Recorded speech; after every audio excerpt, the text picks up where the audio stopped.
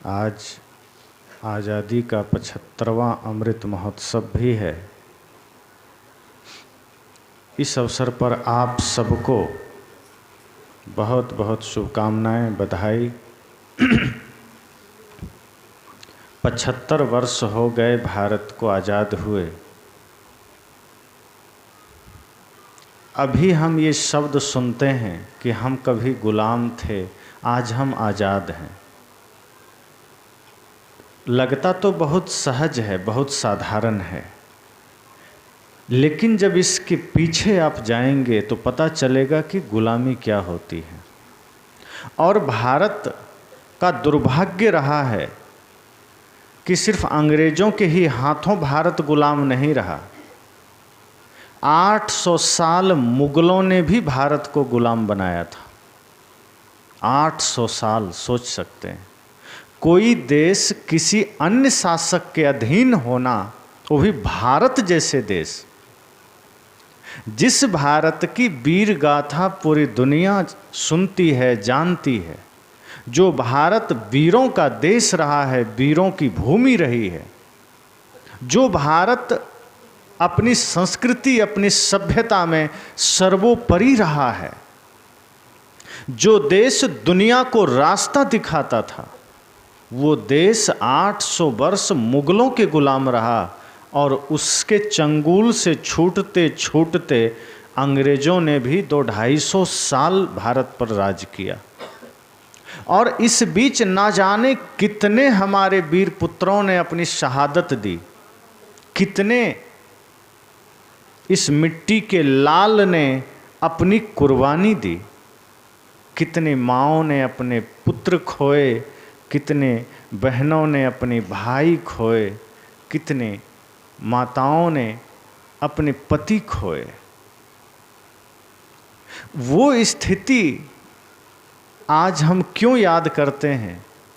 अगर समय देखा जाए तो ज़्यादा नहीं हुआ है, 75 वर्ष ही हुआ है। यहाँ बहुत से लोग बैठे हैं जिनकी उम्र इतनी है कि वो इन चीज़ों को देखे हैं, भारत को आज़ाद होते देखे होंगे। तो ये 75 वर्ष जो हो चुका है, कुछ चर्चा मैं 75 वर्ष में क्या होना था, क्या नहीं हो पाया, उस पर भी करूँगा। लेकिन किस तरह से हम आज़ाद हुए वो भी हम करेंगे। हालांकि यह 15 दिवसीय बीजक कथा के रूप में चल रहा है, लेकिन आज इतना बड़ा पर्व आज़ादी का महोत्सव है, तो हम सब के लिए सर्वोपरि आज यही है। और सदगुरु कबीर की वाणी भी हमें यही सिखाती है कि हम जहाँ रहें, जिस रूप में रहें, वहाँ पूरी सजगता से रहें। अगर हम किसी देश के नागरिक हैं तो अपने देश के प्रति अपने दायित्वों का निर्वहन करें। यदि हम एक पिता हैं तो पिता होने का फर्ज पूर्ण रूप से निभाएं, कोई माँ है तो माँ होने का फर्ज निभाएं, कोई गुरु है तो गुरु होने का, कोई शिष्य है तो शिष्य होने का, कोई शिक्षक है तो शिक्षक होने का, कोई सैनिक है तो सैनिक होने का, और कोई पुलिस है तो पुलिस होने का, कोई नेता है तो नेता होने का फर्ज निभाए, कोई प्रधानमंत्री है, कोई राष्ट्रपति है, कोई मुख्यमंत्री है। सदगुरु कहते हैं जो जहाँ है अपनी अपनी जिम्मेदारी को निभाए। तो इसलिए आज ये बहुत ही महत्वपूर्ण दिन है। और सुबह से, बल्कि एक सप्ताह से ही आज़ादी महोत्सव का, ये अमृत महोत्सव का कार्यक्रम लगभग चल रहा है। जगह जगह तिरंगा फहराए जा रहे थे। और आज सुबह से ही पूरा भारत, पूरा देश इस आज़ादी अमृत महोत्सव को मनाया। लेकिन इसी बीच मुझे घटना याद आई राजस्थान की, आप सब भी देखे होंगे, कि एक स्कूल में एक लड़के को सिर्फ इसलिए मार दिया गया कि वो छोटी जाति का था, शूद्र जाति का था, और उसने घड़े से पानी पी लिया था। इस 75 वर्ष के आज़ादी के अमृत महोत्सव में यदि हमारा भारत छुआछूत से नहीं मुक्त हो पाया, यदि हमारा भारत इन हीन भावनाओं से मुक्त नहीं हो पाया, इन जहरीली सोचों से मुक्त नहीं हो पाया, तो सोचिए हम क्या कर रहे हैं। क्या हम नेताजी सुभाष के सपनों का भारत बना रहे हैं? क्या हम भगत सिंह के सपनों का भारत बना रहे हैं? क्या हम झांसी की रानी लक्ष्मीबाई के सपनों का भारत बना रहे हैं? क्या हम डॉक्टर भीमराव अंबेडकर के सपनों का भारत बना रहे हैं? क्या हम महाराणा प्रताप या वीर शिवाजी के सपनों का भारत बना रहे हैं? बिल्कुल नहीं बना रहे हैं। क्या हम तात्या टोपे या वीर कुंवर सिंह के सपनों का भारत बना रहे हैं? क्या हम बिरसा मुंडा के सपनों का भारत बना रहे हैं? अगर आप गहराई से सोचेंगे, उनको पढ़ेंगे, तो आप पाएंगे कि उनके सपने कुछ और थे। भगत सिंह ने जो सपना देखा था भारत के लिए, वो ऐसा भारत नहीं था। डॉक्टर भीमराव अंबेडकर साहब ने जो सपना देखा था भारत की जो अभी वर्तमान स्थिति है, वो उन्होंने ऐसा तो नहीं देखा था। 7 लाख से ज़्यादा वीरों ने अंग्रेजों से लड़ते हुए अपनी शहादत दी है, अपनी कुर्बानी दी है, स्वयं को कुर्बान किया है। उनके सपने ये तो नहीं थे कि भारत आज़ाद होने के बाद भी छुआछूत में पड़े रहे, कि भारत ऊंच नीच के जंजीरों में बंधे रहे, कि भारत मेरा तेरा में पड़ा रहे। ऐसा सपना नहीं था। पहली बात तो हम गुलाम ही क्यों हुए? पहले अंग्रेजों के, पहले मुगलों के और बाद में अंग्रेजों के। कितना बढ़िया तो सम्राट अशोक का राज्य चलता था। उससे पहले चंद्रगुप्त के बारे में सब जानते हैं। आचार्य चाणक्य ने नींव रखी थी अखंड भारत, जो आज हम अखंड भारत को बार बार सुनते पढ़ते हैं। उस अखंड भारत की नींव अगर किसी ने रखी थी, वो आचार्य चाणक्य थे, जो मगध के थे, बिहार। तक्षशिला गुरुकुल जो अभी वर्तमान में पाकिस्तान में पड़ता है, पूरी दुनिया में सर्वोपरि गुरुकुल था। जब लोग अक्षर का ज्ञान भी नहीं जानते थे, तब भारत में तक्षशिला जैसे गुरुकुल था, और जहाँ दुनिया भर के छात्र पढ़ते थे और आचार्य चाणक्य वहीं पढ़ते थे। और तब उन्होंने सपना देखा था कि खंड खंड में बटा हुआ भारत, जैसे आज जातियों में बटा हुआ भारत है, जैसे आज संप्रदायों में बटा हुआ भारत है। कोई लाल कपड़ा वाला है तो सफ़ेद को देखना नहीं चाहता, सफ़ेद वाला लाल को देखना नहीं चाहता। कोई कबीरपंथी है तो बौद्ध को देखना नहीं चाहता, बौद्ध है तो कबीरपंथी को नहीं, कबीरपंथी जैन को नहीं, जैन आर्य को नहीं। इस तरह से आज जिन रूपों में भारत बटा है, हमें तो लगता है एक प्रधानमंत्री है, एक सुप्रीम कोर्ट है, एक राष्ट्रपति है, एक संसद भवन है, भारत एक है। लेकिन आज भारत आज भी बटा है, कई टुकड़ों में बटा है, कई जातियों में बटा है, कई संप्रदायों में बटा है। और यही अवस्था चाणक्य के समय भी थी, जब उन्होंने देखा कि छोटे छोटे राजा अपना छोटा छोटा राज्य चला रहे हैं, किसी को किसी से कोई मतलब नहीं है। और ये पीड़ा उनको अनुभव हुई जब देखते हैं उसी खंड खंड बटे हुए भारत में कोई कमज़ोर राजा है, कोई ताकतवर है, कोई थोड़ा ज़्यादा ताकतवर है। और उस बीच जब सिकंदर का आक्रमण भारत पर हुआ,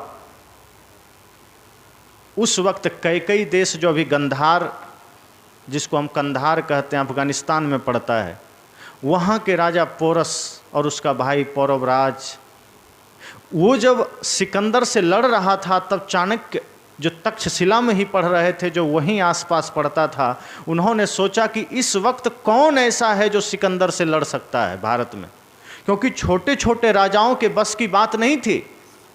और तब सोचिए, आज तो गाड़ी का ज़माना है, रेलगाड़ी का ज़माना, हवाई जहाज़ का ज़माना, तब चाणक्य पाकिस्तान में जो तक्षशिला पड़ रहा है, वहाँ से पैदल ही चले होंगे या घोड़े पर चले होंगे, और वो पटना मगध आए होंगे। मगध जिस समय घनानंद वहाँ का राजा था, और उसकी राजधानी राजगृह थी, जो आज बिहार में राजगीर के नाम से जाना जाता है। वहाँ चाणक्य आते हैं और घनानंद से निवेदन करते हैं कि सिकंदर का आक्रमण हो गया है, आप अपनी सेना भेजिए ताकि भारत की सीमा की सुरक्षा हो सके। तब वो बिलासी राजा कहता है कि मुझे मगध की रक्षा करनी है, मुझे अन्य राज्य की रक्षा से क्या मतलब है। वहाँ की राजा को वहाँ की चिंता होनी चाहिए, मैं तो मगध की रक्षा करूँगा। तुम मेरे शांति में बाधा क्यों डाल रहे हो, तुम मेरे मनोरंजन में बाधा क्यों डाल रहे हो। तब चाणक्य ने कहा था कि तुम मगध के शासक जरूर हो, लेकिन ये मगध भारतवर्ष का एक अभिन्न अंग है। इस नाते तुम्हारा दायित्व बनता है, तुम्हारा फर्ज बनता है कि अपने मातृभूमि जो कि भारतवर्ष है, कश्मीर से लेकर कन्याकुमारी तक, उसकी सुरक्षा करना। और वहाँ तक पूरा भारत हमारा और आपका है। ये बात जब उन्होंने कही तब भी घनानंद को होश नहीं आया। उसने कहा जब मगध पर आक्रमण होगा तब हम देख लेंगे, अभी तुम जाओ। अपमानित होकर निकाल दिया। उसी समय चाणक्य ने संकल्प लिया था कि ऐसे आतताई राजाओं को भारत में उखाड़ देना है, जड़मूल नष्ट कर देना है, और एक ऐसे भारत की नींव रखनी है, एक ऐसे भारत की स्थापना करनी है जो अखंड हो, जहाँ एक राजा हो और वही पूरे भारत का संचालन करे। और तब उसने, आप सब कहानी सुने होंगे, चंद्रगुप्त छोटा सा था, चाणक्य कहीं जा रहे थे और उसके थोड़े से ज्ञान को वो बचपन में ही सुनते हैं। जब चंद्रगुप्त राजा और चोर सिपाही खेल रहा होता है, आज भी बच्चे राजा पुलिस चोर सिपाही खेलता है, उसमें जो उसके निर्णय की कुछ क्षमता चाणक्य ने देखा, उन्होंने उसको बुलाया और कहा चलो मैं तुम्हें शिक्षा देता हूँ। इस तरह से चाणक्य को उन्होंने शिक्षित किया, उनको शिक्षा दी, और धीरे धीरे एक सेना तैयार हुई, धीरे धीरे सारी व्यवस्थाएं तैयार हुई, गुरुकुल के छात्र जुड़ते गए। और चाणक्य हर घर में जाते थे और माताओं से कहते थे, भिक्षा का समय जब होता था, वैसे भी पहले के समय संत लोग, आचार्य लोग, ऋषि मुनि लोग भिक्षा करके भोजन करते थे, भिक्षाटन से भोजन ग्रहण करते थे। तो चाणक्य ने अपने शिष्यों से कहा था कि जिस भी घर में तुम भिक्षा लेने जाओ, बस भिक्षा लेके मत लौटना, माताओं से 2 शब्द जरूर कहना। और उन्होंने अपने शिष्यों को सिखा दिया था कि जिन माताओं से तुम भिक्षा लेने जाओगे, उनको इतना जरूर कहना कि माँ, इस भारत भूमि पर संकट आया है, इस भारत की सीमा असुरक्षित हुई है, इसलिए भिक्षा के साथ साथ अपने किसी पुत्र को भी साथ कर दो, ताकि वो इस देश के लिए लड़ सके, ताकि इस देश की सुरक्षा कर सके, और हो सके तो कुछ धन का सहयोग कर दो। और जब माताओं को ऐसी बातें धीरे धीरे बताई गई, तो माँ होती है, सभी माताओं ने अपने अपने लाल को, अपने अपने पुत्र को चाणक्य के पास भेज दिया और एक विशाल सेना तैयार हो गई। और फिर सबसे पहले उन्होंने घनानंद को पद से हटाया, राजगद्दी से हटाया, पहले मगध को अपने कब्जे में किया और चंद्रगुप्त को मगध का सम्राट घोषित किया, और धीरे धीरे सभी राज्यों को एक में मिला करके अखंड भारत बनाया, जो कि अफ़गानिस्तान से भी आगे, ईरान से लेके बर्मा तक, उधर कंबोडिया और आगे इंडोनेशिया तक भारत अखंड बना। कुछ कुछ हिस्से बचे थे, उन्हीं के पीढ़ी में आगे चंद्रगुप्त के ही वंश में आगे सम्राट अशोक ने वो बीड़ा उठाया और अखंड भारत को और बृहद किया। तो इस तरह से हमारा भारत अखंड था, सब कुछ यहाँ था, गुरुकुल थे, शिक्षा थी, असमानताएं खत्म हो गई थी, सब कुछ ठीक चल रहा था। फिर अचानक ऐसा क्या होता है कि यहाँ एक मुगल का आगमन होता है और धीरे धीरे भारत उसके चंगुल में पड़ते चला गया।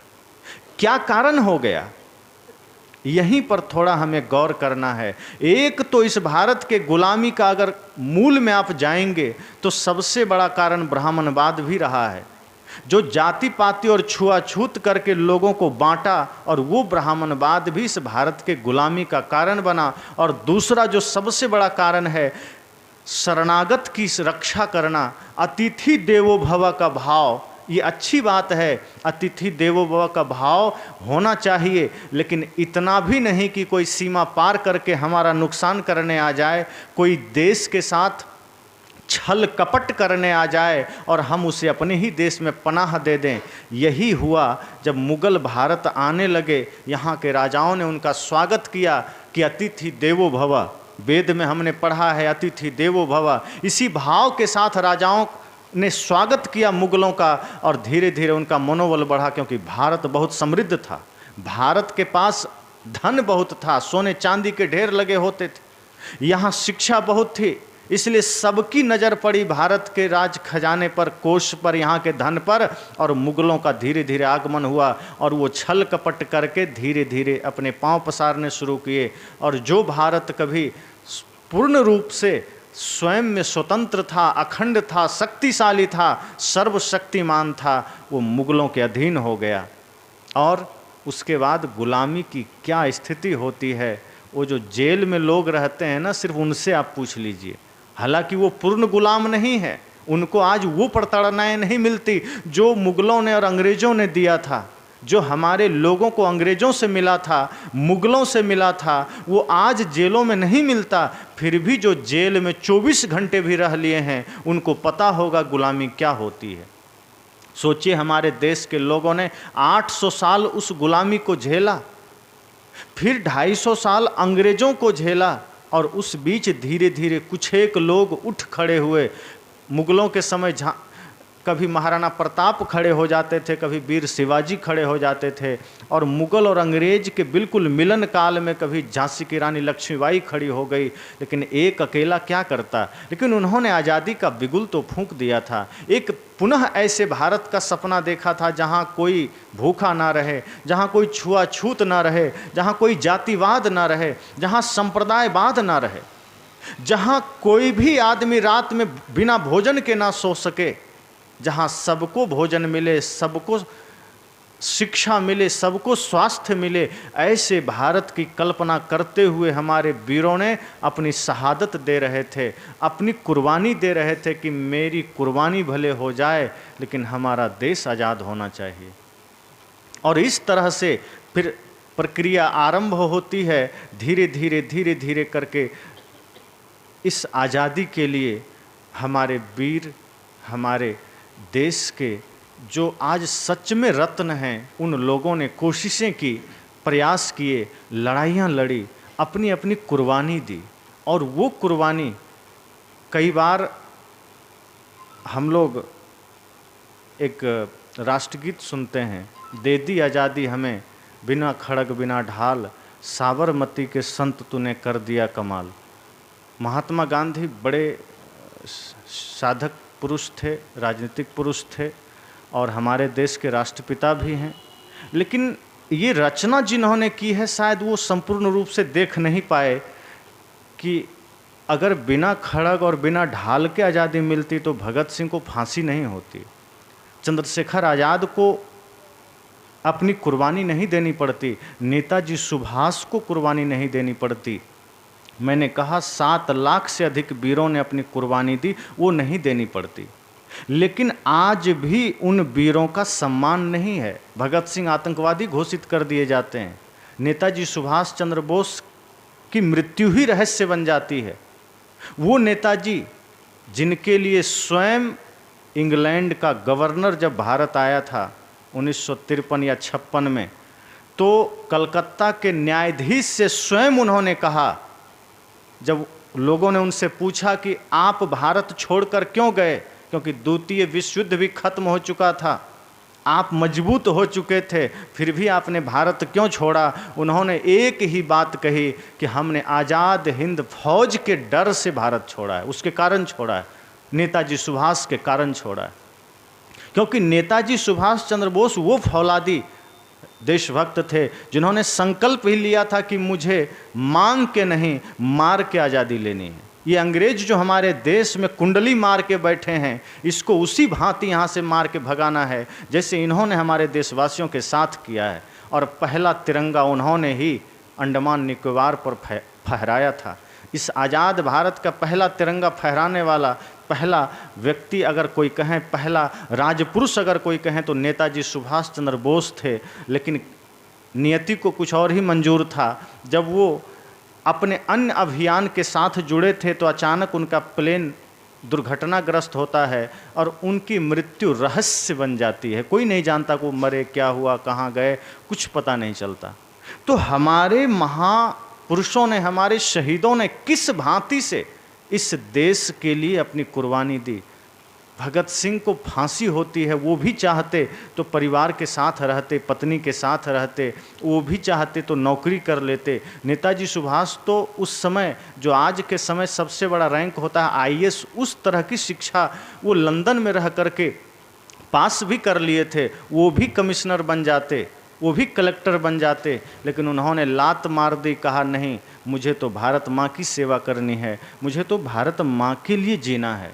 आज किसी को पाकिस्तान से लाख, 2 लाख, 10 लाख रुपए का लालच मिल जाता है, वो आदमी भारत में के ही खिलाफ कहीं बम रख के चला आता है। इतनी गद्दारी भारत के ही अंदर रह के हो रही है। अगर किसी को धन का लोभ मिल जाता है, वो ये नहीं देखता कि ये भारत मेरी भूमि है, प्राण जाए तो जाए, लेकिन हम भारत के साथ गद्दारी नहीं करेंगे। लेकिन धन का लालच पा करके वो 5-10 लाख के लालच में ही अपने ही देश में अपने ही लोगों पर बम भी फेंक देता है, अपने ही सेना पर पत्थर भी फेंक देता है, अपने ही सेना पर डंडे चला देता है, अपने ही सेना पर पेट्रोल बम चला देता है। लेकिन सोचिए, नेताजी सुभाष इतनी बड़ी नौकरी, इतनी बड़ी डिग्री को लात मार कर कहते हैं मैं तो भारत माँ की सेवा करूँगा। भगत सिंह कहते हैं मैं तो चाहे जो हो जाए भारत माँ की सेवा करूँगा। लक्ष्मीबाई भी चाहती तो अंग्रेज़ों से साठगांठ करके राज्य चला सकती थी, लेकिन कहा नहीं, सर कट सकता है लेकिन झुक नहीं सकता है। ये बातें हम इसलिए याद कर रहे हैं कि हम जरा अपने भीतर झांकें कि हम उनके सपनों का भारत बना पाए कि नहीं, वो जो सपना देखे थे उसको हम पूरा कर पाए कि नहीं, जो सपना उन लोगों ने देखा था वो हम कर पाए कि नहीं। लेकिन आप अगर नज़र दौड़ाएंगे तो आपको पता चलेगा उनके सपनों का भारत बिल्कुल भी नहीं बना। जो वो नहीं सोचे थे वही हो चुका है, वही भारत में घटित हो रहा है। जो भारत अपनी संस्कृति, अपनी सभ्यता के लिए विश्व में विख्यात था, आज हमारे युवाओं को, आज हमारे बहनों को ये ख्याल ही नहीं है कि हमारा रोल मॉडल कौन होना चाहिए। आज हमारे भाई, आज हमारे बहनें अपने रोल मॉडल किसी हीरो, किसी हीरोइन को चुन लेते हैं, किसी क्रिकेटर को चुन लेते हैं, किसी सिंगर को चुन लेते हैं, लेकिन ये भूल जाते हैं कि इस देश के अगर कोई असली हीरो है वो नेताजी सुभाष जैसे लोग हैं, चंद्रशेखर आज़ाद जैसे लोग हैं, भगत सिंह जैसे लोग हैं, डॉक्टर भीमराव अंबेडकर जैसे लोग हैं, और तो और जो सीमा पर जवान खड़े हैं वो असली हीरो हैं। अगर किसी को रोल मॉडल बनाना है आप उन्हें बनाइए। अगर किसी को रोल मॉडल बनाना है, अपना आदर्श बनाना है, तो श्री राम को बनाइए, कृष्ण को बनाइए, बुद्ध, महावीर, कबीर को बनाइए, नानक को बनाइए, मीराबाई को बनाइए, लक्ष्मीबाई को बनाइए। अगर आप अपने जीवन में इन्हें अपना आदर्श चुनते हैं, इन्हें अपना रोल मॉडल चुनते हैं, तो मैं निश्चित कहता हूं कि जीवन में आप जो करना चाहते हैं वो पा सकते हैं। और ये जो विसंगतियां इस देश में आ गई है, ये जो आडंबर इस देश में आ गया है, वो क्षण भर में नष्ट हो सकता है। इसलिए आज हमारे युवाओं को ये सोचना पड़ेगा कि हम किस रास्ते पर जा रहे हैं, हम कैसा जीवन जी रहे हैं। एक दिन तो चिता में जलना ही है, एक दिन तो राख होना ही है, लेकिन राख होने से पहले हमारा दायित्व क्या है, हमारा कर्तव्य क्या है, हम क्या करने के लिए आए हैं। क्या खाना पीना करना, नौकरी करना, अपने लिए धन जमा करना, अपने बच्चों के लिए कुछ करके और दुनिया से विदा हो जाना, क्या यही हमारा लक्ष्य है? क्या यही हमारा उद्देश्य है? इससे तो कोई मतलब नहीं। इतना काम तो जानवर भी कर रहे हैं, खा रहे हैं, पी रहे हैं, बच्चे पैदा कर रहे हैं। अगर यही काम इंसान भी कर रहा है और इस भारत जैसे भूमि में जन्म लेने वाला इंसान भी यही काम कर रहा है, जो ऋषि मुनियों का देश है, जो साधु संतों का देश है, जो वीरों का देश है, जो शहीदों का देश है, तो फिर क्या मतलब रहा? फिर हमारे मनुष्य होने का क्या मतलब रहा? हम तो सिर्फ गाथाएं गाते हैं कि राम जी मर्यादा पुरुषोत्तम थे, जंगल चले गए थे। हम गाथाएं गाते हैं कि भाई के साथ उनका प्रेम था। हम गाथाएं गाते हैं कि माँ सीता ने अपने पतिव्रत धर्म का पालन किया था। हम गाथाएं गाते हैं कि श्रवण कुमार अपने पिता, अपने माँ को 4 धाम की यात्रा कराए थे। हम गाथा गाते हैं कि लव कुश जैसे पुत्र हों तो अयोध्या की सेना भी हार जाती है, चूँकि उन्हें माँ सीता का परवरिश मिला था। ऋषियों ने कहा है ना, माता निर्माता भवती, माँ निर्माण करती है बच्चों का, और वही काम माँ सीता ने लव कुश के लिए कहा था। हम ये सारी गाथाएं गाते हैं, बस एक काम नहीं कर पाते, उन गाथाओं को अपने जीवन में उतार नहीं पाते, उन महापुरुषों के जीवन दर्शन को अपने जीवन में उतार नहीं पाते। और नहीं उतारने के कारण हम किताबों में पढ़ रहे हैं राम की कहानी, किताबों में पढ़ रहे हैं कृष्ण की कहानी, किताबों में पढ़ रहे हैं कबीर की कहानी, किताबों में ही पढ़ रहे हैं भगत सिंह, चंद्रशेखर आज़ाद की कहानी, नेताजी की कहानी, और रियल लाइफ में हमारा कुछ और ही चलता है। आदमी आज भजन भी कब गाता है? बूढ़े लोग तो भजन गा लेते हैं, जवान अब भजन भी नहीं गाते। और कभी कभी भजन हमने सुना है कुछ लोगों से, वो कब गाते हैं? जब वो मरघट से गुजर रहे होते हैं, जब शमशान घाट से गुजर रहे होते हैं, तब लोगों को याद आता है जय हनुमान ज्ञान गुण सागर, जय कपीस तिहुँ लोक उजागर।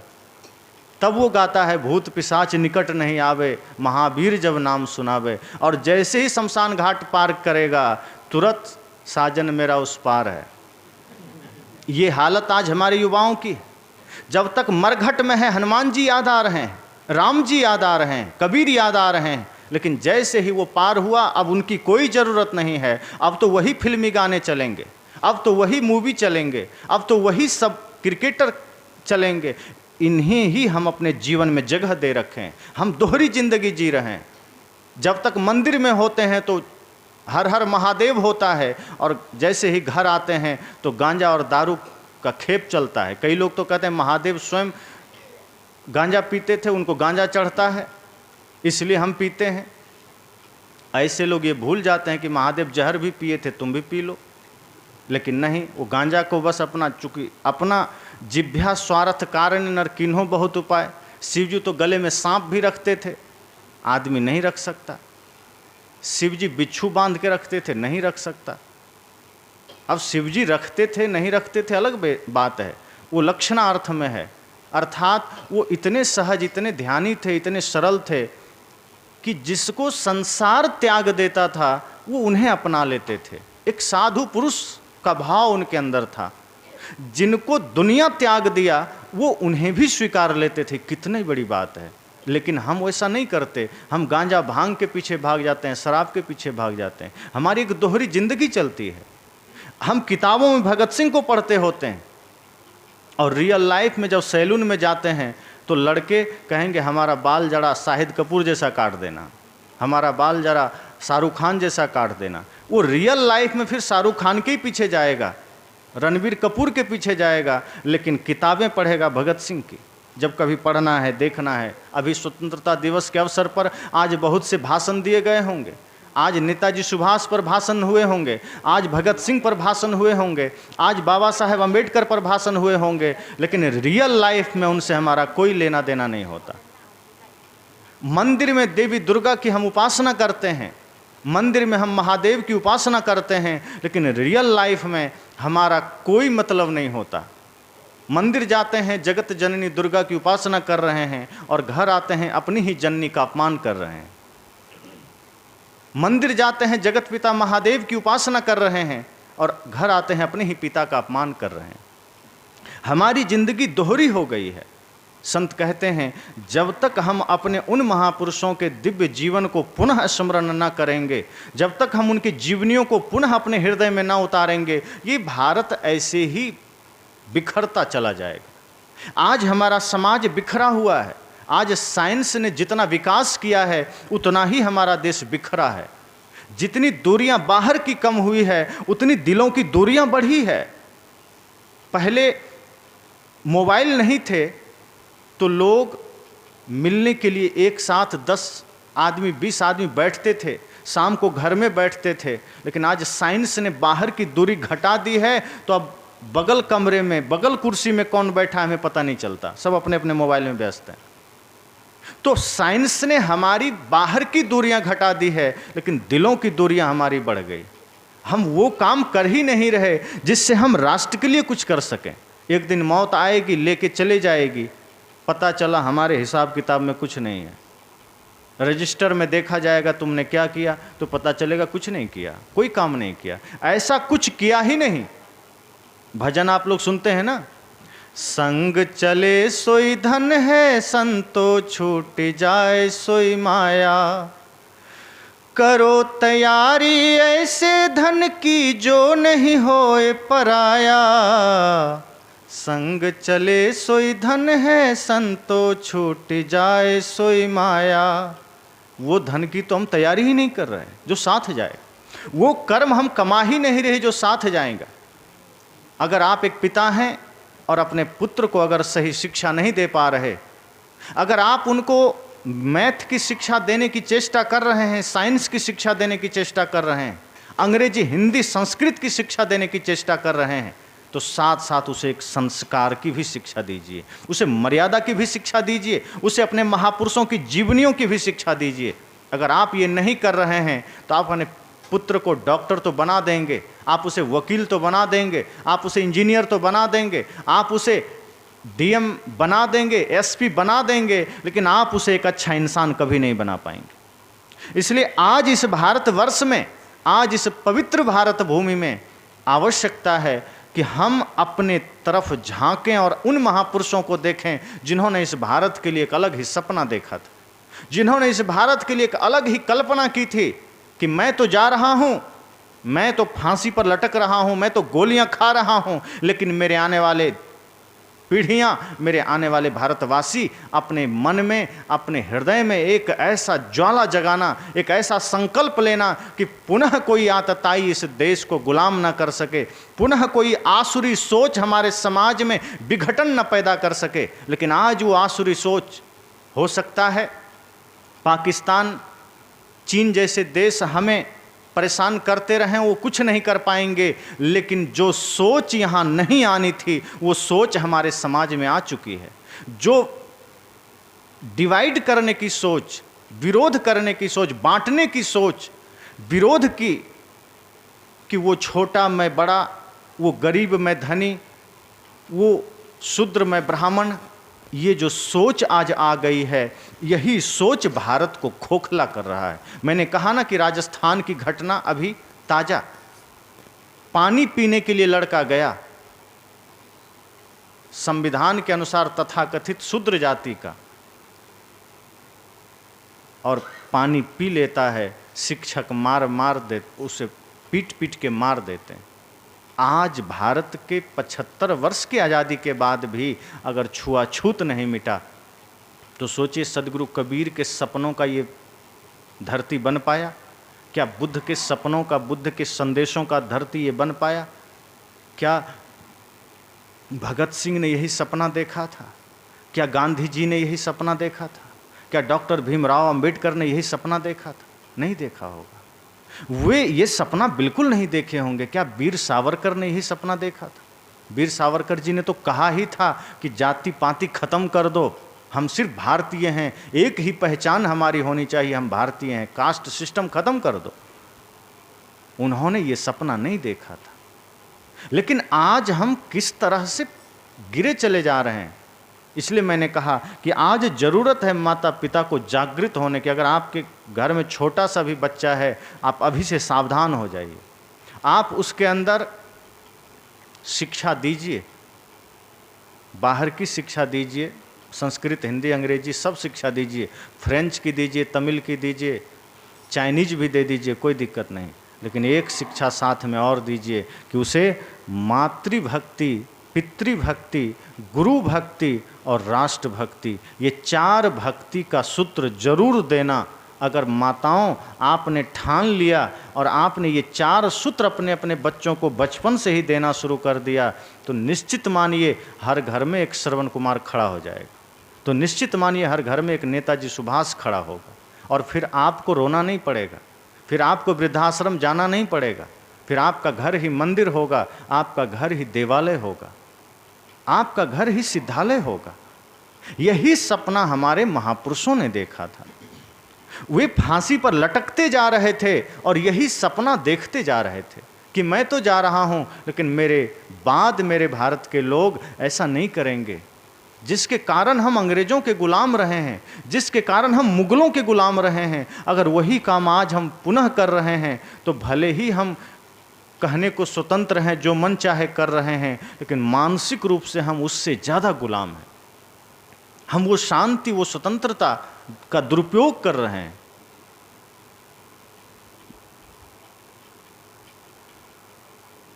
इसलिए हमारे महापुरुष जाते जाते हम सबको एक बहुत बड़ा संदेश देकर गए कि आपको कैसे जीना है, हमें कैसे जीना है, और हम किस तरह से उनको अपने जीवन में धारण कर सकते हैं। आज घरों में पहले 20 साल पहले तक ही आप देखते होंगे लगभग दरवाजे पर देवी देवताओं के चित्र आपको मिल जाते थे, कांपियों पर भगत सिंह के तस्वीर मिल जाते थे, अन्य महापुरुषों के तस्वीर मिल जाते थे, दरवाजे पर उनके तस्वीर मिल जाते थे, घर के आंगन में उनके तस्वीर मिल जाते थे।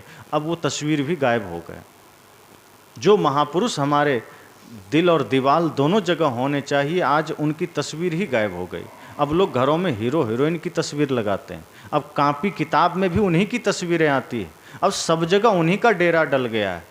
कैसे भारत बदलेगा, कैसे हमारे बच्चे सही संस्कार लेंगे, ये हम सबको सोचना है।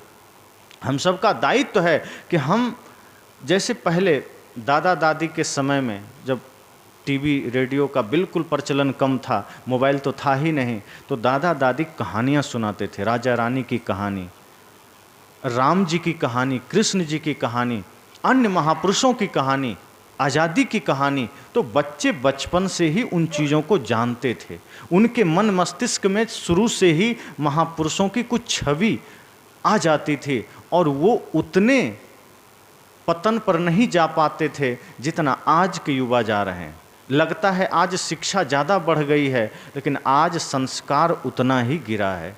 जितना शिक्षा का स्तर ऊंचा हुआ है, उतना ही संस्कारों का स्तर नीचे हुआ है।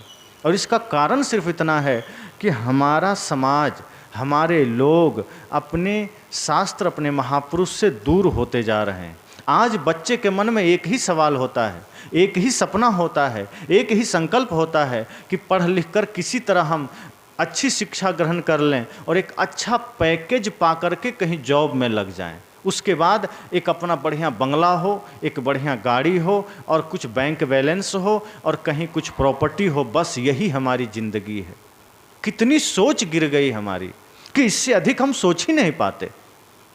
साहब ने तो कहा, साईं इतना दीजिए जामे कुटुंब समाए, मैं भी भूखा ना रहूं साधु न भूखा जाए। कि खाने पीने जीने के लिए तो इतना पर्याप्त है कि अपने पास इतना धन हो कि हम बढ़िया से खाएं, बढ़िया से जिएं, और द्वार पर कोई आ जाए तो वो भी भूखा ना जाए। इसका मतलब ये गरीबी थोड़े है, इतना सामर्थ्य होना चाहिए। और अधिक धन है कोई बात नहीं, साहब नहीं कहते अधिक धन है तो फेंक दो, लेकिन साहब ये भी कहते हैं कि कबीर जब हम पैदा हुए, जग हंसे हम रोए, ऐसी करनी कर चलो हम हंसे जग रोए। कहा इस जगत में आने का यही उद्देश्य है कि इस जगत में अगर आए हो तो हमारे आपके आगमन पर लोग खुश हुए थे, तालियां बजाए थे, हंसे थे। किस घर में बच्चे का जन्म हुआ है लेकिन बच्चा रो रहा था। साहब कहते हैं लोग खुश हुए थे आपके आगमन पर, आप रो रहे थे, लेकिन अब इस जीवन में ऐसी भूल मत कर जाना कि जाते समय भी लोग आप पर हंसें। ऐसी भूल मत कर जाना कि जाते समय भी तुम रोते हुए जाओ और लोगों के चेहरे पर वही अट्टहास हो।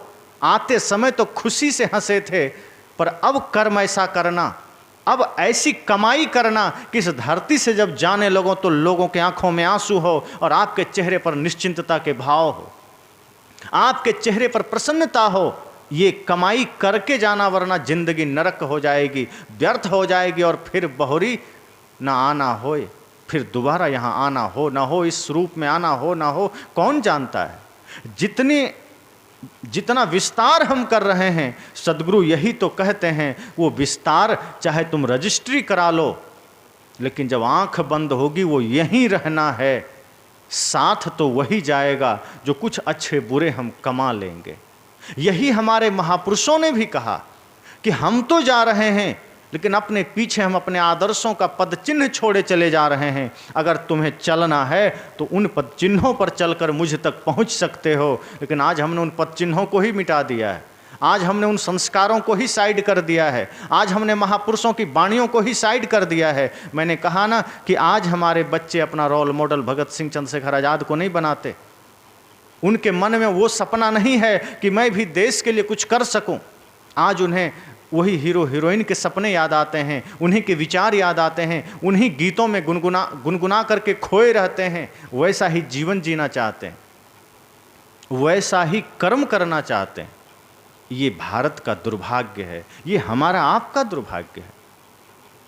विदेशों की बात तो हम नहीं कह सकते, क्योंकि वहाँ ऐसे महापुरुष, ऐसे ऋषि मुनि, ऐसे सिद्ध साधक संत का अवतरण नहीं हुआ। इसलिए तो विदेशों के लोग भारत आते हैं धर्म की शिक्षा लेने, विदेशों के लोग भारत आते हैं योग का ज्ञान लेने, ध्यान की शिक्षा लेने। सोचिए, जो विदेश आकंठ विज्ञान में डूबा है, विलासिता में डूबा है, वो विदेश के लोग भी भारत आ रहा है ध्यान सीखने, वो विदेश के लोग भी भारत आ रहा है योग सीखने। और भारत जो योग की जननी है, जहाँ ध्यान जागृत होता है हर घर में, वहाँ के लोग अब ध्यान, योग, प्राणायाम, योग, आयुर्वेद से दूरी बना लिए। वहाँ के लोग अब धर्म से दूरी बना लिए, वहाँ के लोग अब आदर्शों से दूरी बना लिए। ये कैसा दुर्भाग्य है।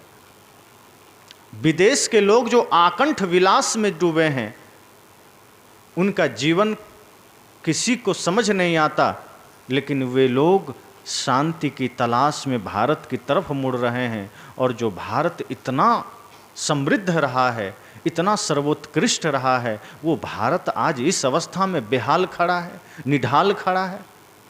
ये दुख की बात है। इसलिए मैंने कहा कि हमारे महापुरुषों ने ये सपना नहीं देखा था कि कहीं छुआछूत हो, कहीं जातिवाद हो, कहीं संप्रदायवाद हो। उन्होंने तो एक सशक्त, समृद्ध और स्वस्थ भारत का सपना देखा था। ऐसा भारत जो पुनः अखंड बन सके, जहाँ कोई दुखी न रहे, ऐसा भारत जहाँ कोई रोगी न रह सके, ऐसा भारत जहाँ कोई लाचार न रह सके। राम राज्य की कल्पना होती थी कि राम जी के ज़माने में सब बढ़िया था। अब राम राज्य अगर आए तो अच्छी बात है, जातिवाद मिट जानी चाहिए, छुआछूत मिट जाना चाहिए। जैसे पहले स्त्रियों को वेद पढ़ने का अधिकार नहीं था, बहुत पहले बीच में कुछ लोगों ने ये तांडव किया था। एकदम पहले तो नहीं था, क्योंकि वेद की रचना में स्त्रियों का भी हाथ है। वेद के बहुत से ऋचाओं को माताओं ने लिखा है, और उन्हीं माताओं को वेद नहीं पढ़ने का अधिकार पंडितों ने जारी कर दिया। सोचिए कितनी निकृष्ट सोच रही होगी तथाकथित पुरोहित पंडितों की। जिन माताओं का योगदान वेद में है, और जिस वेद में पहले देव ही माँ को कहा गया कि मातृदेवो भव, उन्हीं को वेद से वंचित कर दिया गया, उन्हीं को शिक्षा से वंचित कर दिया गया, उन्हीं को मंदिर से वंचित कर दिया गया। जिस देश में नारी और पुरुष को एक स्तंभ माना है, सदगुरु कबीर ने भी कहा को पुरुषा को नारी, या फिर आधे वसे पुरुष आधे वसे जोय। वो भारत का वो गौरवशाली समय को बीच में कुछ तथाकथित पंडित पुजारियों ने बरगला करके स्वयं को ऊंचा बना लिया और दूसरों को नीचा कर दिया, स्त्री को निकृष्ट बना दिया। चूँकि मैंने कहा ना, माता निर्माता भवती, इसके पीछे भी एक साजिश रही है। क्योंकि मातृशक्ति के पास बहुत ज़्यादा सामर्थ्य है। वो पिता ना भी चाहे तो माँ अगर चाह ले तो अपने बच्चे को योग्य बना सकती है। ये सामर्थ्य, और ये माता सीता ने करके दिखाया। वहाँ राम जी नहीं थे, लक्ष्मण जी नहीं थे, अयोध्या का कोई लोग नहीं था, जंगल, लेकिन माँ सीता ने संकल्प लिया और लव कुश को संगीत में पारंगत कर दिया, ज्ञान में पारंगत कर दिया, और शक्ति में पारंगत कर दिया, मर्यादाओं में पारंगत कर दिया। इतना पारंगत कर दिया कि उस समय जो सेना रावण को भी छक्के छुड़ा के आया था, वही सेना में वो महाबली लवकुश से हार जाते हैं। ये माता की शक्ति है। यही साजिश तथाकथित पंडितों ने किया ताकि नारी को शिक्षा का अधिकार ही ना मिले, ताकि भारत पुनः सशक्त हो सके, ताकि ऐसे पुत्र पुनः जन्म ले सके जो अकेला ही पूरी दुनिया को हिला के रख दे। पुनः कोई बुद्ध जन्म न ले सके, पुनः कोई कबीर माँ के गर्भ से बाहर ना आ सके। यही साजिश रही होगी उन लोगों की कि पुनः कोई नेताजी सुभाष जन्म न ले सके जो अकेले ही सबको झकझोर के रख दे। लेकिन अब पुनः जागृत हो चुके हैं। अब पुनः सदगुरु कबीर के विचार लोगों के जहन में घूम रहे हैं। अब पुनः सदगुरु कबीर की वाणियाँ समाज में फैल रही है। उन महापुरुषों की वाणियाँ सब जगह जा रही है। तो आज माताओं को भी जागृत होने का समय है, जागने का समय है। आज इस 75वें आज़ादी के अमृत महोत्सव पर एक संकल्प लेने की आवश्यकता है कि 75 साल हो गए लेकिन भारत में कुछ नहीं बदला। भारत के अलावा अन्य जितने भी देश हैं वहाँ के सारे काम उनके अपनी भाषा में होता है। और भारत एक ऐसा दुर्भाग्यशाली देश है कि यहाँ आज भी बहुत सारे कार्य अंग्रेजी में होते हैं। सुप्रीम कोर्ट के सारे मुकदमे अंग्रेजी में लड़े जाते हैं। भारत की मातृभाषा अगर हिंदी है तो हिंदी में काम क्यों ना हो। अगर अन्य राज्यों के अपनी अपनी भाषाएं हैं, बंगाली है, तमिल है, तेलुगु है, गुजराती है, मराठी है, मलयालम है, कन्नड़ है, तो क्यों ना उन भाषाओं में काम हो, क्यों अंग्रेजी में होगा। एक बगल में नेपाल है, सारा काम नेपाली में होता है। चीन में सारा काम चाइनीज में होता है। फ्रांस में सारा काम फ्रेंच में होता है। और एक हमारा दुर्भाग्यशाली देश भारत है, आज़ादी के 75 साल बाद भी सारे काम अंग्रेजी में होते हैं। और हमारे लोगों को तो एक होड़ सी लगी है कि हम सब कुछ हर शब्द में अंग्रेजी बोलना सीख जाएं, अंग्रेजी पढ़ना सीख जाएं, अंग्रेजी में ही अभिवादन करें। मैं ये नहीं कहता भाषा मत सीखिए, दुनिया की सारी भाषा सीख जाइए, लेकिन अपनी जो गरिमा है, अपनी जो मर्यादा है अपनी भाषा की, उसको सर्वोपरि रखिए, उसको सर्वोपरि दर्जा दीजिए, सारा काम उसमें कीजिए। बाकी शौक़ से अंग्रेजी सीखिए, ज़रूरत पड़े फर्राटेदार अंग्रेजी बोलिए, फर्राटेदार संस्कृत बोलिए, फर्राटेदार अन्य भाषाओं को बोलिए, कोई दिक्कत नहीं, लेकिन गौरव अपनी भाषा में रखना चाहिए। तो आज आज़ादी के 75 साल बाद भी क्या बदला? कपड़े नहीं बदले। धीरे धीरे अब कपड़े ऐसे हो गए जो पहले अंग्रेज लोग पहनते थे, आज हम पहन रहे हैं। आज हमारे देश में इतना पतन की ओर हमारा समाज जा रहा है कि अब कपड़े ऐसे आ गए हैं जो देख करके ही हंसी भी आती है और आश्चर्य भी होता है। पहले कपड़े पहने जाते थे शरीर को ढकने के लिए, अब कपड़े पहने जाते हैं शरीर को दिखाने के लिए। अब पता ही नहीं चलता। पहले अगर लोग शर्ट पहनते थे या टी शर्ट पहनते थे और वो अगर छोटा हो जाता था तो बदल के लाता था, अब जानबूझ के छोटा लेते हैं जो आधा 6 इंच नीचे दिखता रहे। पहले जींस पहनते थे या पैंट पहनते थे, अगर थोड़ा खरोंच भी लग गया, फट गया, तो माँ को दे देते थे टेलर को कि इस पर तुरंत सिलाई कर दो। अब जानबूझ के फटा हुआ लेके आते हैं, घुटना दिखता रहता है।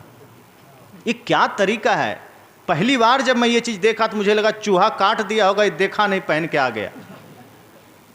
ऐसा ही तो हो रहा है, यही तो देश में घटित हो रहा है। हमारा समाज किधर जा रहा है? खाना भी वही पिज्ज़ा, बर्गर, चाउमीन में आज हमारा देश पीछे भागे चला जा रहा है।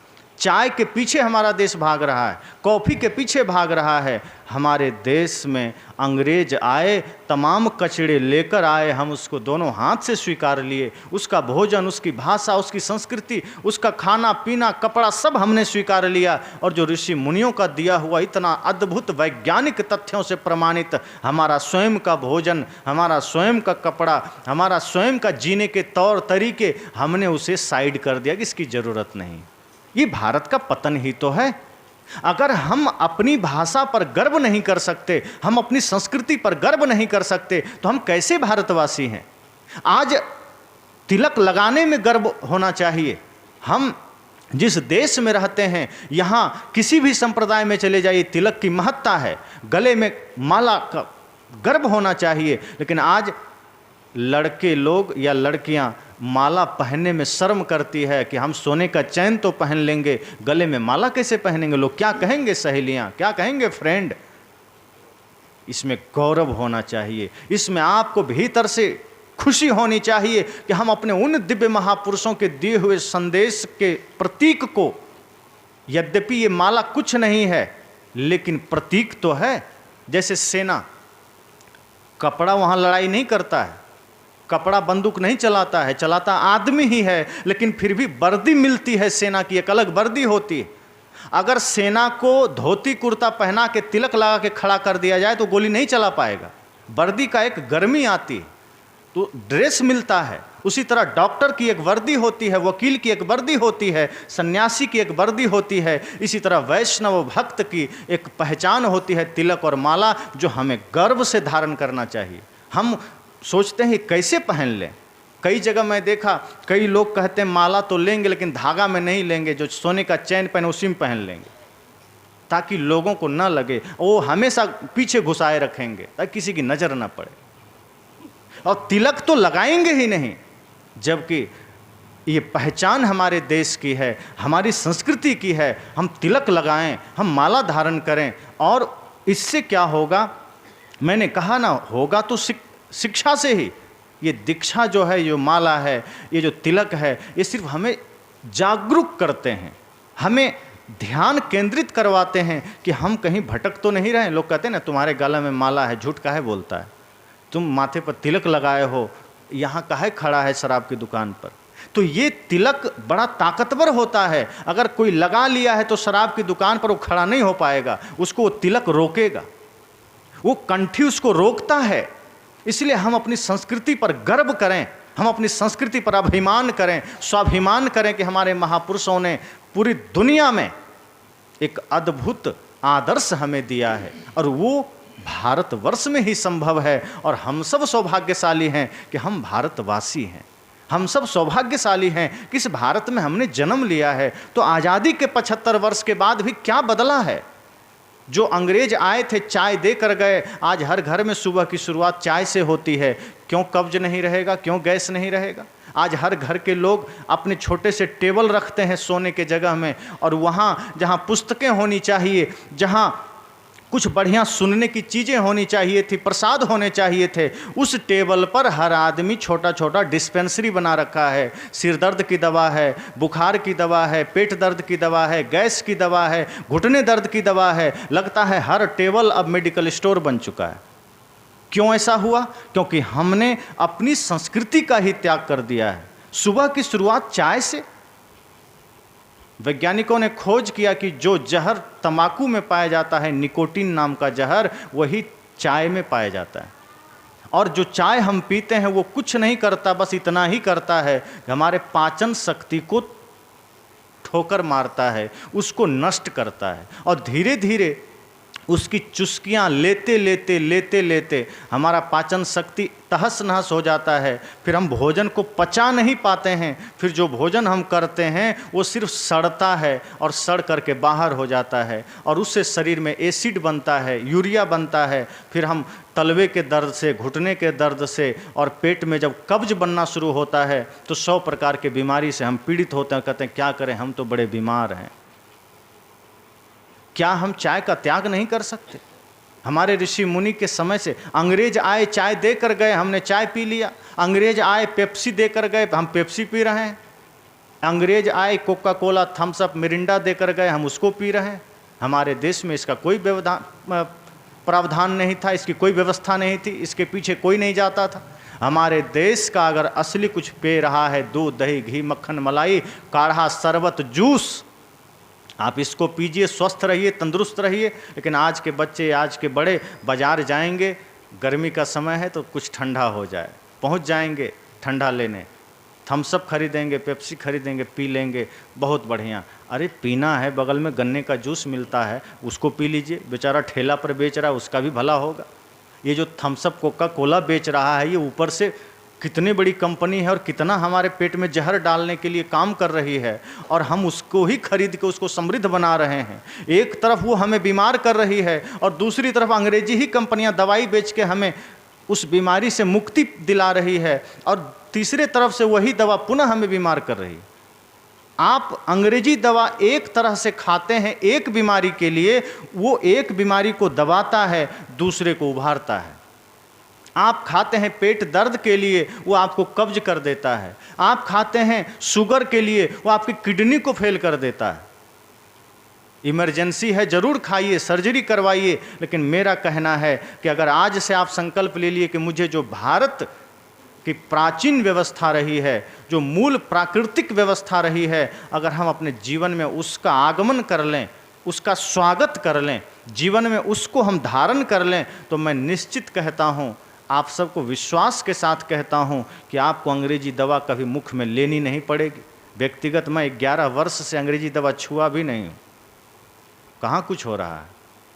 अभी देखिए हमारे बगल बैठे हैं, मुरैना से पधारे संत श्री धीरज साहब, बुखार हुआ 3 दिन से, अंग्रेजी दवा इनको भी नहीं दिए और ठीक हो गए, बैठे हैं यहाँ। काढ़ा माता पिलाती रहीं, इनके यहाँ से काढ़ा आता रहा और काढ़ा से ही ठीक हो गए। आयुर्वेद पर भरोसा अगर करेंगे, अब बहुत लाचार हो गए हैं, बड़ी समस्या आ गई है। तो मैं नहीं कहता कि आप फिर भी मरते रहें। अब ऐसा नहीं कि किसी को चोट लगी और बैठ के कपाल भांति करने लगे तो नहीं होगा ठीक। चोट लगी है, पट्टी कराइए, तुरंत उस पर कुछ लगाइए, दवा करिए, लेकिन हाँ शुरू से कपाल भांति करेंगे तो ज़रूर ऐसा है कि लीवर इतना मजबूत हो जाएगा कि लीवर कभी डैमेज नहीं होगा, पाचन शक्ति कभी नष्ट नहीं होगी, पाचन शक्ति कभी बिगड़ेगी नहीं। इसलिए हमारे संस्कृति, हमारी सभ्यता में जो सारी चीज़ें ऋषियों ने हमें देकर, ऋषि लोग गए, वो आज हम छोड़ते चले जा रहे हैं। आज व्यक्ति बाहर जाता है, घर का बना भोजन अब लोगों को पसंद नहीं आता है, रोटी पसंद नहीं आती है, अब लोगों को डबल रोटी पसंद आती है, पाव रोटी। अब लोगों को अंकुरित चना पसंद नहीं आता है, पिज्ज़ा बर्गर पसंद आता है, जो सीधे जहर है, जो कैंसर तक की बीमारी को निमंत्रण देने के लिए तैयार बैठा है। चाउमीन लोगों को पसंद है, मैदा की बनी हुई चीज़ें पसंद है। आखिर बीमार क्यों नहीं होगा भारत? लाखों करोड़ों रुपए खर्च हो रहे हैं लोगों को सिर्फ शरीर पर, शरीर के स्वास्थ्य पर। हमें जागरूक होना पड़ेगा। आज 75 साल के बाद भी हम भारत में कुछ बदले नहीं हैं, बल्कि हम और गहरे पतन के रास्ते पर चल दिए हैं, हम और नीचे की ओर चले गए। मैंने कहा हमारा वस्त्र बिगड़ गया, हमारी भाषा बिगड़ गई, हमारा भोजन बिगड़ गया। और जब मूल जो आधार है भोजन, जब भोजन ही बिगड़ गया तो चिंतन सही होगा क्या? ऋषि लोग कहते थे ना, जैसा खाए अन्न वैसा बने मन, सबको पता है। फिर भी हम अन्न वैसा ही खाते हैं ताकि मन बिगड़ता रहे। आप गरिष्ठ भोजन कर लेते हैं, बाहर का सड़ा गला भोजन कर लेते हैं। होटल का जो भोजन होता है दिखने में बड़ा सुंदर होता है, लेकिन भीतर से उतना ही सड़ा गला होता है, अशुद्ध होता है। हम होटल का भोजन कर लेते हैं, दुनिया भर का पिज़्ज़ा बर्गर चाउमीन, अब नाम ऐसे ऐसे आगे नाम भी नहीं आता, मंचूरियन और क्या क्या नाम सब लोग लेते हैं, वो सब ज़्यादा पसंद करते हैं। आपको खाना है बढ़िया, ताज़ी रोटी खाइए, दाल भात सब्जी खाइए, दूध दही घी मक्खन मलाई खाइए, फल खाइए, कमी है जूस पीजिए, जितना प्रकार का जूस पीना है, सूखे मेवे खाइए, अन्य प्रकार की बहुत सी चीज़ें, साग सब्जी है। छत्तीसगढ़ तो भाजी में नामी है, अन्य प्रांत में जाएंगे भाजी का उतना प्रचलन नहीं है, पर यहाँ 50 प्रकार का भाजी है, बढ़िया से खाइए, पेट मजबूत रहेगा। जब तक जीना है स्वस्थ जीना है। आप अगर स्वस्थ जिएंगे तो स्वस्थ विचार का जन्म होगा, फिर आप समाज के लिए कुछ कर सकते हैं। जैसा खाए अन्न वैसा बने मन। इसका एक उदाहरण जो मैं महाभारत से दिया करता हूँ, आप सब जानते होंगे। जब भीष्म पितामह को अर्जुन ने बाण मार मार कर धरती पर लिटा दिया था, बाणों की सैया पर भीष्म पितामह लेटे हुए थे, 18 दिन तक कहा जाता है वो लेटे रहे, उनके शरीर से खून बहता रहा, उनकी मृत्यु नहीं हो रही थी, इच्छा मृत्यु का वरदान था, और वे सोचे होंगे कि 18 दिन युद्ध देख ही लें तब मरेंगे, जो भी हो। लेकिन उसी बीच द्रौपदी मिलने गई, वही द्रौपदी जिसका चीर हरण हुआ था, उसी सभा में जहाँ भीष्म पितामह भी बैठे थे, वो द्रौपदी जाती है, भीष्म पितामह के चरण छूती है।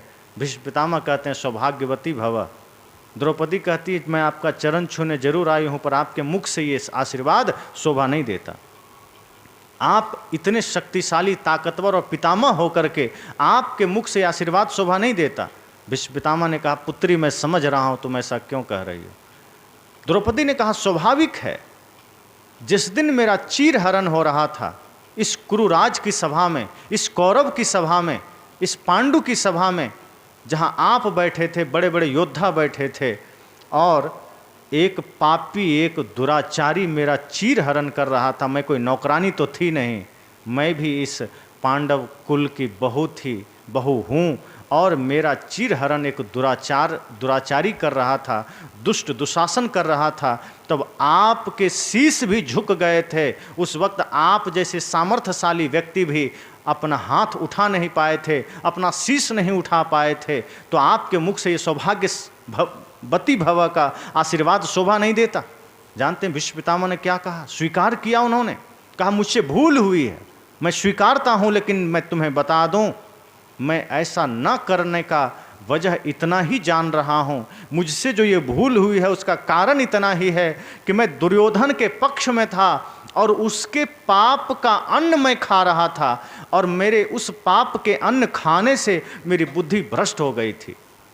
मैं गलत सही का निर्णय नहीं कर पा रहा था, सत्य असत्य का निर्णय नहीं कर पा रहा था, और यही कारण है कि उस पाप के अन्न से जो मेरे भीतर विकार ने जन्म लिया था, उस वजह से मैं तुम्हारी सुरक्षा नहीं कर पाया। लेकिन अब देखो मेरे शरीर में बाण लगे, रोज रक्त बह रहे हैं, रोज खून बह रहा है, और सारा पाप का अन्न का जो रस था शरीर में वो खून के द्वारा बह चुका है। अब मेरा मन निर्मल हो चुका है, अब मैं सिर्फ तुम्हें आशीर्वाद दे सकता हूँ।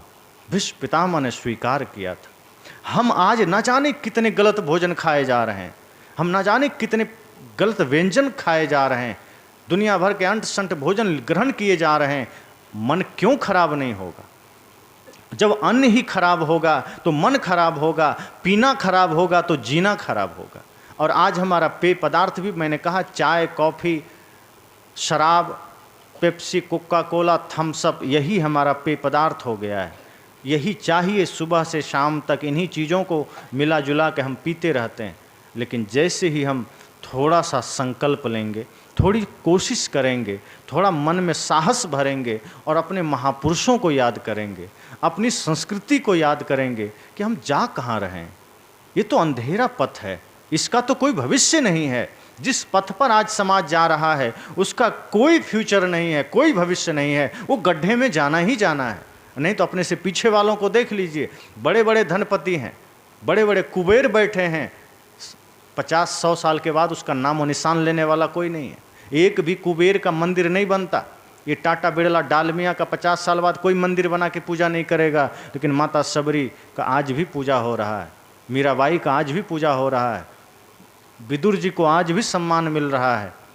जिन्होंने जीवन में प्रेम का धन धारण किया है, जिन्होंने माता पिता गुरु और राष्ट्र भक्ति के दौलत को धारण किया है, वो पूज्य बन जाता है, वो अमर बन जाता है। इसलिए मैंने कहा आज पुनः वो संकल्प हम सबको लेना चाहिए कि आज़ादी के इस 75 साल बाद हमारे जीवन में क्या बदलाव आया, हमारी संस्कृति, हमारी सभ्यता, हमारी मर्यादाएं कहाँ चली गई, हमारे बच्चे किस दिशा में जा रहे हैं। एक तो ये मैकाले शिक्षा नीति ने हमारे बच्चों के मन में इतना जहर भर दिया है भारतीय संस्कृति के प्रति, भारतीय शिक्षा के प्रति, संस्कृत के प्रति, हिंदी के प्रति, कि अब बच्चे पढ़ते हैं ऐसे ही कॉन्वेंट में पढ़ते हैं जहाँ बचपन से वो शिक्षा उनको मिलती है, और वो सपना देखते हैं कनाडा का पैकेज मिल जाए, ऑस्ट्रेलिया का पैकेज मिल जाए, मॉरिशस का पैकेज मिल जाए, तो यूएसए का मिल जाए, यूरोप का वीज़ा मिल जाए, बस 10 लाख सालाना पैकेज पर सेटल हो जाएंगे। भारत से क्या लेना देना, भारत से क्या लेना देना। इतनी बड़ी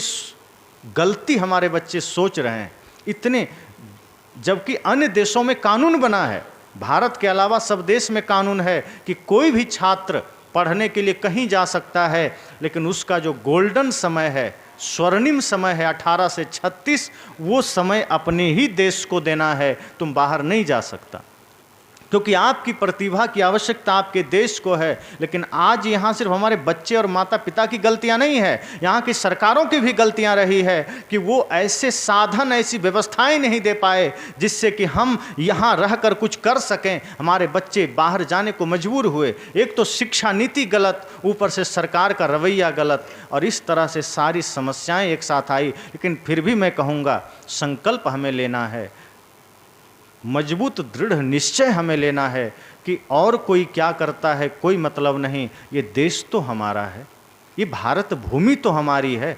हम तो जागृत होकर जिएं, हम तो भगत सिंह के सपनों को साकार करें, हम तो लक्ष्मीबाई के सपनों का साकार करें, हम उनके शहादत को व्यर्थ ना जाने दें, हम उनकी कुर्बानी को व्यर्थ ना जाने दें। चंद्रशेखर आज़ाद को याद कीजिए, अल्फ्रेड पार्क में बैठे हैं, अंग्रेज़ों की सिपाही घेर लेते हैं, उन्होंने संकल्प लिया था मैं आज़ाद हूँ, आज़ाद रहूँगा, आज़ाद मरूँगा, कभी अंग्रेज़ों के हाथ नहीं आऊँगा। आखिरी गोली बचती है, अपने को मार के शहीद हो जाता है। ज़रा याद कीजिए कैसे लोग रहे होंगे जिन्होंने देश के लिए स्वयं को न्यौछावर कर दिया। आज हम उन्हें याद कहाँ करते हैं।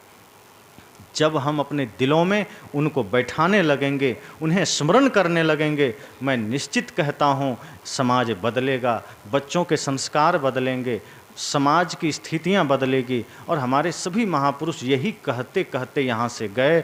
इसके लिए एक जो मैं अक्सर गीत गाया करता हूँ, देशभक्ति गीत में सुनाऊँ।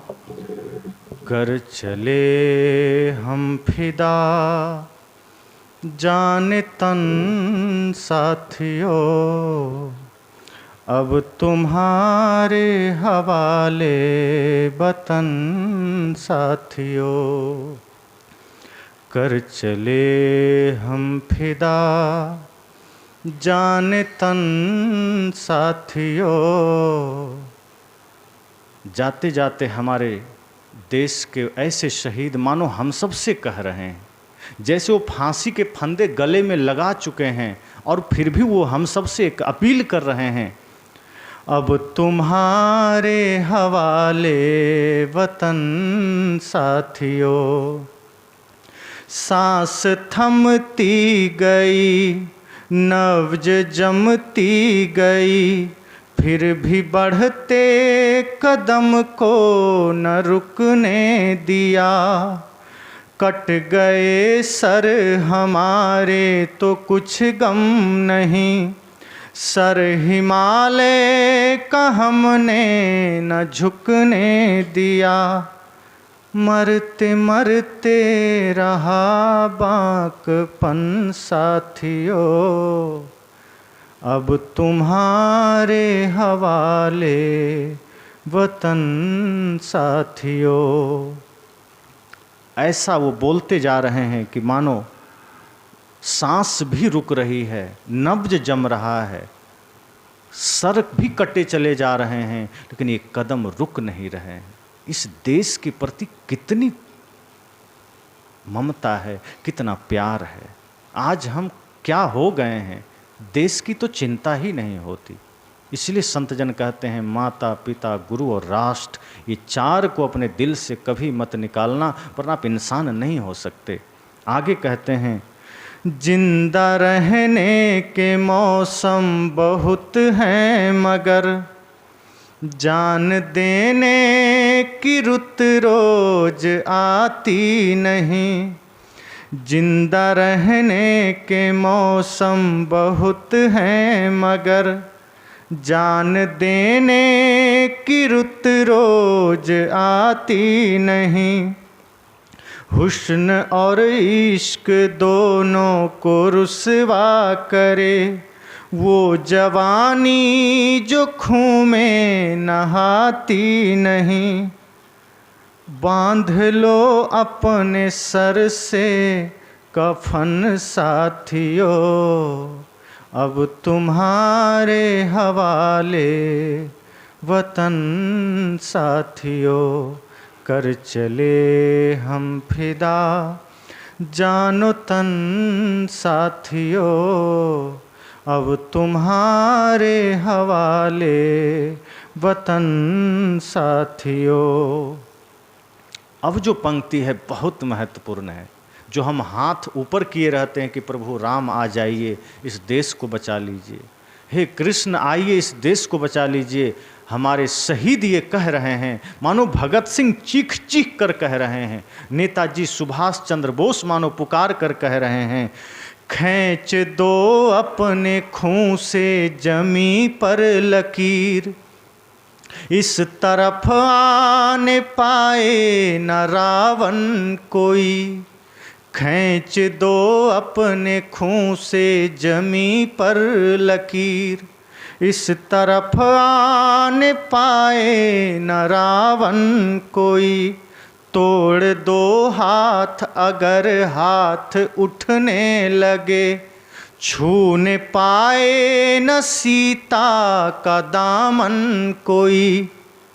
राम भी तुम ही लक्ष्मण साथियों, अब तुम्हारे हवाले वतन साथियों। कर चले हम फिदा जानो तन साथियों, अब तुम्हारे हवाले वतन साथियों, अब तुम्हारे हवाले वतन साथियों। भारत माता की, भारत माता की जय।